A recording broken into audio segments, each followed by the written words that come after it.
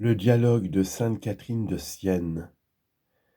Troisième réponse, miséricorde à la Sainte Église, la réforme des pasteurs. Chapitre 6. De la dignité des prêtres.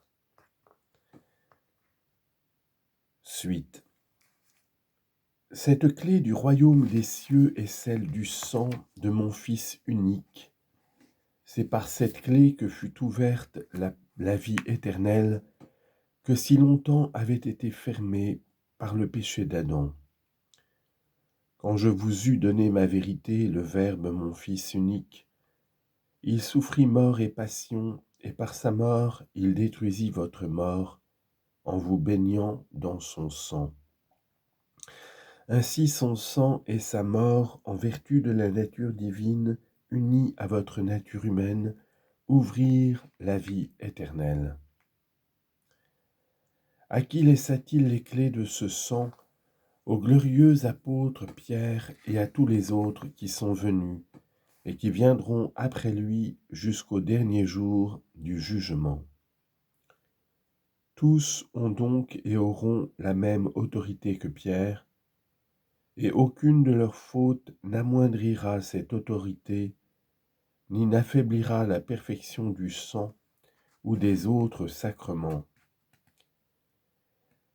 Car, je te l'ai déjà dit, aucune tache ne peut tenir ce soleil ni sa lumière, ne peut ternir ce soleil, ni sa lumière ne peut être obscurcie par les ténèbres du péché mortel qui se trouve en celui qui l'administre ou en celui qui le reçoit.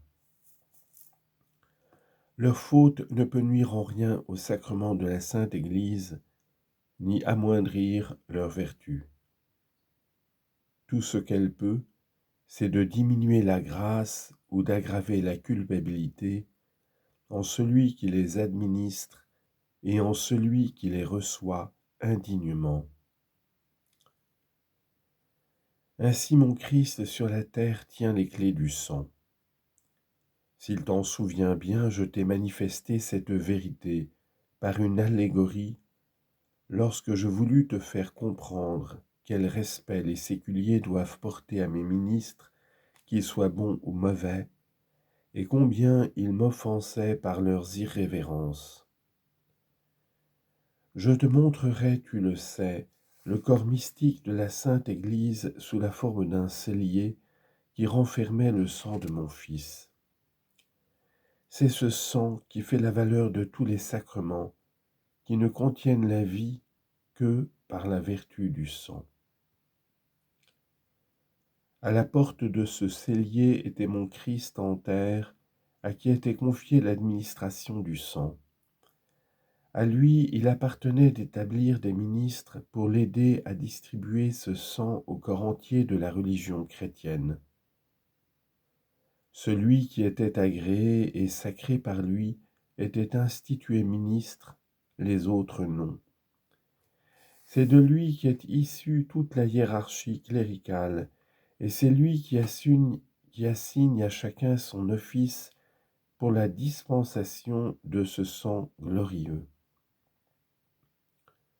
Comme c'est lui qui établit ses auxiliaires dans leurs fonctions, c'est à lui aussi qu'il appartient de les corriger de leurs fautes. Et je veux qu'il en soit ainsi. À raison de l'excellence et de la dignité dont je les ai revêtus, je les ai tirés de la servitude, je veux dire que je les ai affranchis de la domination des princes temporels. La loi civile n'a rien à faire avec eux. Elle n'a pas à intervenir pour leur répression.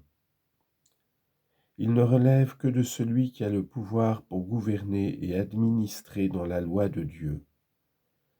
N'allez pas toucher à mes Christ. Le plus grand malheur où puisse tomber un homme, c'est de s'en constituer le justicier.